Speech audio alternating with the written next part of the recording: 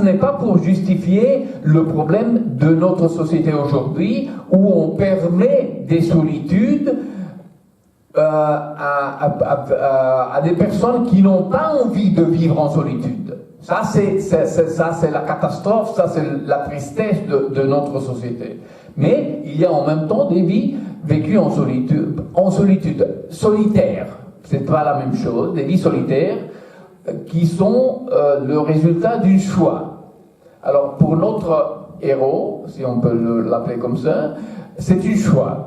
Je crois, sa vie est pleine. Sa vie est une vie fantastique. C'est une vie pleine de la vie des autres. Il n'a pas besoin, ou peut-être il n'arrive pas à comprendre qu'il y a quelque chose qu'il pourrait avoir, comme une famille, comme des amis, comme etc., etc., parce que sa vie, pour lui, est pleine de la vie des autres. Et c'est une vie de générosité. Et pour moi, c'est très important, et c'est même pour cette raison-là que la fin du film, c'est la fin que vous avez vue. C'est-à-dire, moi, je ne voulais pas terminer le film avec un John May qui découvrait une autre vie. Le problème aurait été que vous aurez sorti du film avec l'idée, finalement, il va avoir une belle vie. Mais non, oui, une autre belle vie. Mais la vie qu'il avait avant, c'était fantastique aussi.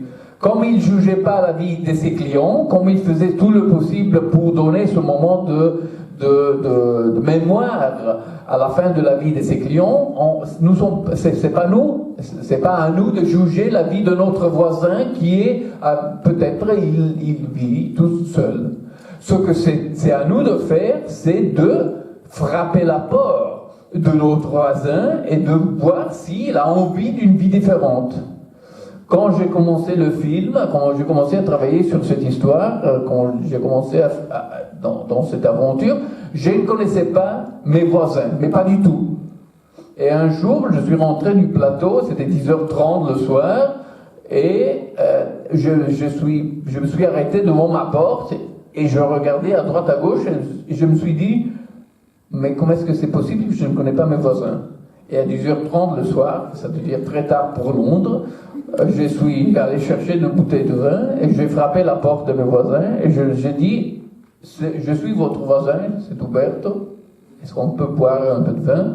Ils m'ont regardé un peu comme oui, peut-être. Et puis maintenant, j'ai encore une relation avec mes voisins. C'est-à-dire que je me suis rendu compte que faire un film comme ça, c'était pas logique, c'était pas normal de faire un film qui parle de la vie, de notre relation avec l'autre, les autres, sans connaître mes voisins.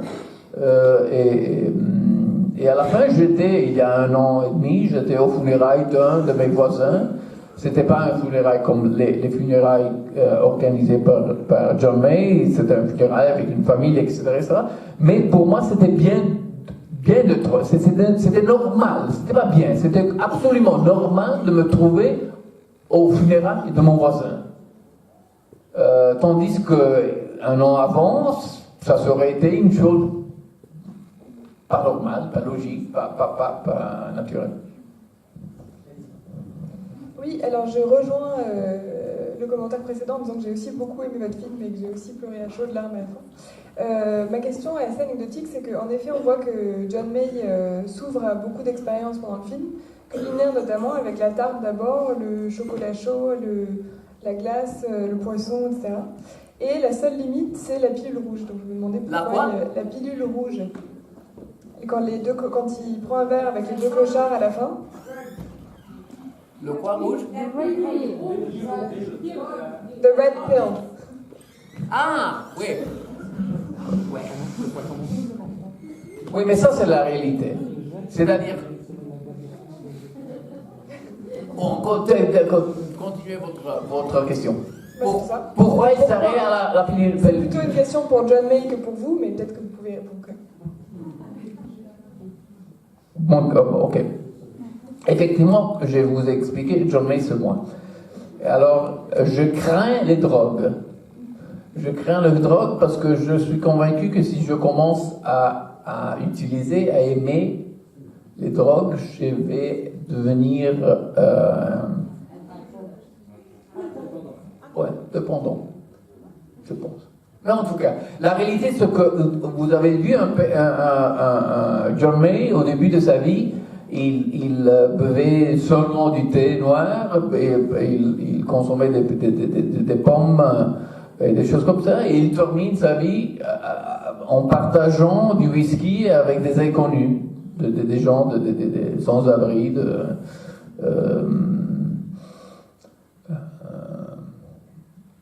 Pourquoi il n'a pas partagé pas seulement le whisky mais aussi la pilule? Parce que pour moi il y a des choses vraies et des choses écrites. Alors pour moi la vérité dans cette scène est dans le partager le whisky, mais s'il commence à partager peut-être aussi les pilules, s'il entre complètement dans la façon de vivre des sans-abri, ça serait un peu trop, ça serait faux. Alors je suis resté dans ce que je pense c'est la réalité. Mais peut-être pour vous êtes une consommatrice de pilules, alors c'est pas votre réalité. Mais pour moi, c'était la réalité. Ouais. Bonsoir. Déjà, j'aurais voulu savoir, vous utilisez beaucoup tous les lignes, les carreaux, les carrés, les rectangles. Je veux savoir qu'est-ce que ça représente dans votre mise en scène. Moi, comme en français, surtout après 3 whisky et une bouteille de vin est pénible, qu'est-ce que ça veut dire les carreaux Dans tout, même jusqu'au tissu des sièges, il y a des carrés tout le temps dans les rampes, il y a tout le temps comme une cage, tout le temps. Ok, alors ça c'est le travail qu'on a fait avec le décorateur, la décoratrice dans ce cas-là du film, c'était d'avoir une réflexion de l'ordre de sa vie, de l'ordre de la façon de vivre sa vie dans le décor. Et alors, comme sa vie est organisée, comme sa table, son bureau où il travaille est organisé, comme ça, comme mon bureau à moi, chez moi, dans mon bureau est organisé. Pire, comme la chambre de ma fille la plus jeune. Moi, j'ai 3 filles, 3 teenagers, 19, 17, 15. La jeune fille de 15 ans, elle est, dommage, la copie exacte de ce que j'étais quand j'étais jeune. Sauf le nez. Elle a évité le nez. Elle avait très peur de hériter même le nez, mais elle a déjà 15 ans. Mon nez est sorti quand j'avais 13 ans, mais elle a déjà 15 ans, il n'y a pas de nez. Mais sa chambre est absolument carrée comme ça, organisée comme quand j'étais jeune, j'étais pas capable de m'endormir sans contrôler si mes pantoufles étaient comme ça à côté du lit. Elle est un peu comme ça. Alors chaque fois que j'entre dans sa chambre, j'essaye de lui dire, essaye de faire, de bousculer un peu les choses, parce que sinon tu vas devenir comme ton père. Alors immédiatement, elle essaye de contre nature, mais elle essaye de bousculer un peu les choses. Mais effectivement, c'était une réflexion du personnage, de ma vie à moi, de la nécessité obsessive d'ordre. Oui, vous avez remarqué quelque chose c'est là, c'est dans le film pour une raison, mais j'espère que pour la majorité des spectateurs, c'est une chose qu'on n'observe pas, mais on sent. C'est-à-dire que c'est une chose comme le travail que par exemple on a fait avec la couleur du film. Le film commence presque en noir et blanc, avec des couleurs très désaturées, si on dit ça, très faibles, très froides. Et puis à fur et à mesure que la vie de John May s'ouvre à des autres expériences, les couleurs entrent un peu plus dans l'image, dans les décors, dans la choix des objets dans les décors. Même la musique, on n'a pas utilisé trop de musique, ou pas beaucoup de musique au début du film, et puis au fur et à mesure que la vie de John May se change, il y a un peu plus de musique. Toutes ces choses-là, c'était des choses qu'on a fait, pas pour te montrer qu'on n'avait pas des idées, mais simplement pour essayer de suivre la vie, le développement de la vie de John May dans la langue du film. Et justement, je disais avant, pour moi, le film a démarré comme une expérience, comme une enquête sociale, et puis c'est devenu quelque chose de très très très très personnel. Et j'étais pas vraiment, il n'y avait pas un contrôle intellectuel sur ce qui se passait dans le scénario ou sur le plateau. Mais j'ai perdu le mot.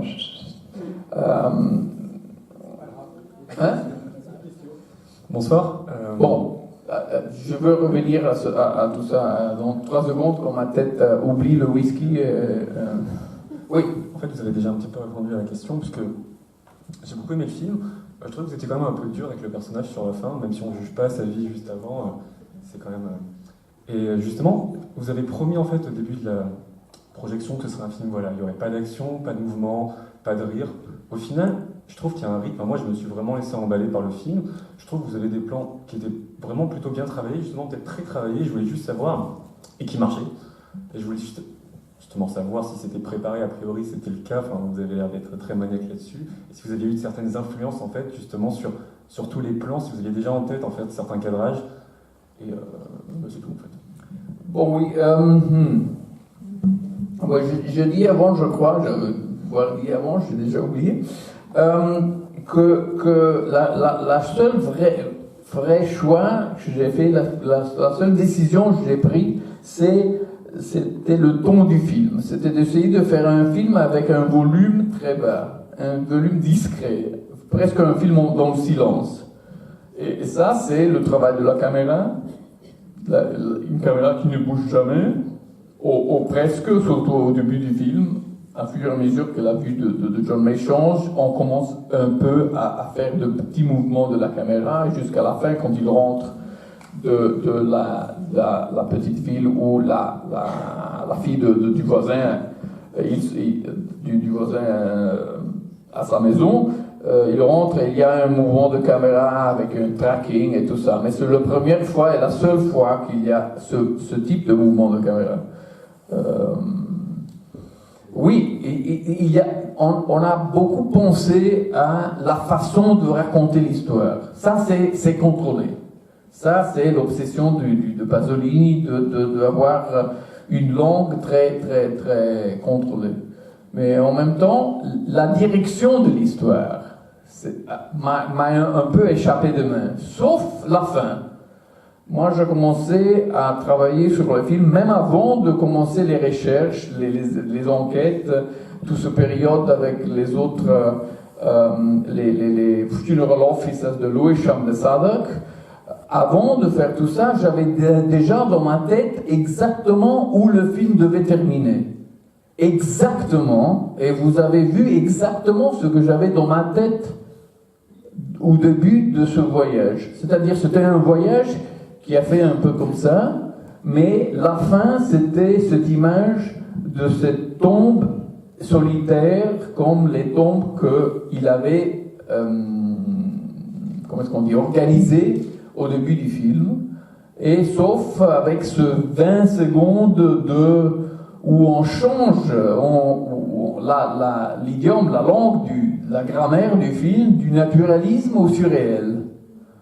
Et il n'y a pas vraiment une raison pour ça, et il n'y a pas une raison intellectuelle, où il y a des excuses intellectuelles. Je peux vous donner des raisons pour ça, mais la vraie raison, c'était que j'avais c'est une décision émotive ou instinctive.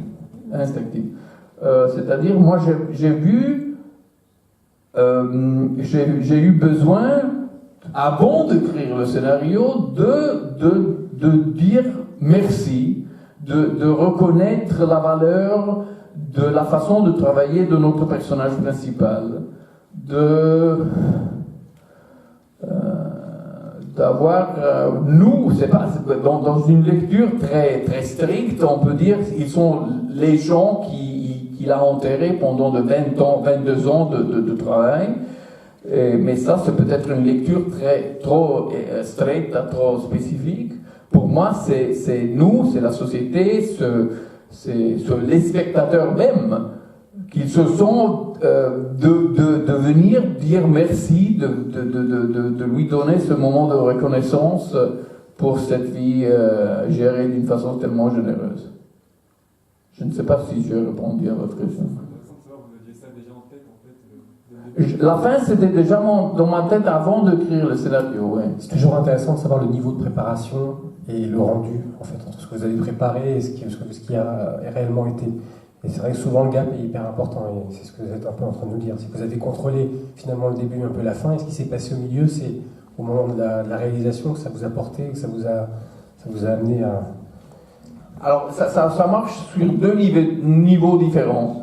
C'est-à-dire, le travail sur le plateau est forcément organisé en avant. On ne peut pas dire aujourd'hui je vais tourner avec Eddie, mais non, on va ajouter quelqu'un d'autre, parce que quelqu'un d'autre, il n'est pas là. La chose intéressante, c'est pour moi le film, pour moi en général le cinéma, aujourd'hui, ce n'est pas simplement, ce n'est pas même surtout une série de journées de travail pour aboutir pour terminer avec une production qui peut-être à la qualité nécessaire pour être montrée, pour être partagée avec un public. Mais la chose intéressante, c'est le voyage, c'est l'expérience de la recherche, de ces moments de découverte qu'on a tout le temps quand on se met devant à des situations assez loin, en particulier assez loin de ma vie de hyper privilégié. Moi, je suis né avec 5 cuillères d'argent dans ma bouche. 5, 15, 35, je ne sais pas. Vraiment. Et je suis toujours intéressé beaucoup plus à des vies, à des situations différentes de ma vie de privilégié. Alors ça c'est mon vrai voyage. Bien sûr, alors la première chose qu'on essaye de faire quand on arrive sur le plateau, pour moi, comme je suis un homme de zéro imagination, c'est de reconstruire sur le plateau, devant la caméra, les mêmes images, le même ton de l'écriture que j'avais fait au moment de l'écriture du scénario. Ça, c'est la première chose qu'on fait. Et puis, si on a du temps et de la chance, et surtout si on a la chance de travailler avec quelqu'un de Eddie Marsan, ce que vous avez construit comme personnage, comme situation, devient réalité. C'est-à-dire que quelqu'un comme Eddie Marsan vous donne la chance d'enchaîner des idées. La théorie devient pratique, l'idée devient vie. Et puis on utilise de moments, par exemple, il y a un moment qu'on a dans le film où on voit John May qui est là en parallèle à côté de la statue de John Betjeman dans la gare de St. Pancras à Londres. C'est une gare qui amène les trains au nord de l'Angleterre. Et moi j'étais là et j'ai vu des gens qui essayaient de comprendre qu'est-ce qu'il était en train de regarder Monsieur John Betjeman dans sa statue. Et il faisait la même chose. Alors je me suis dit, on va faire la même chose. Ça, c'est la vérité. J'avais demandé, il y a une petite scène au début du film avec un chien, un lévrier. Alors il y a John May qui essaye de découvrir quelque chose au sujet d'un homme qui était mort, et à côté de lui, il avait trouvé un chien, le chien, ce lévrier gris. Alors moi, j'avais demandé, dans le scénario, j'avais un lévrier gris. Et il m'amène la journée du travail. Il y a un lévrier gris qui arrive sur le plateau, mais il a une patte bleue. Alors, on ne peut pas avoir une patte bleue et ne pas parler de la patte bleue. Alors je demandais à Edith de changer la phrase que j'avais écrite dans le scénario, et je vais dire alors, dans la description du lévrier, oui, il est gris, il est ça, il est une femelle, je crois, et puis il a une patte bleue. Bon, bien sûr, c'est pas logique, parce qu'il avait une patte bleue cette journée-là, mais pas la journée avant et pas la journée après.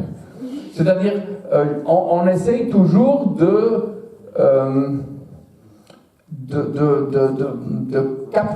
capturer la réalité de la vie. Pour moi, on m'a demandé dans le passé, il y a des moments, apparemment, il y a des moments drôles, il y a des moments de comédie. Est-ce que vous avez fait ça pour changer l'esprit un peu du film, parce que le film, peut-être, on pourrait le penser un peu triste.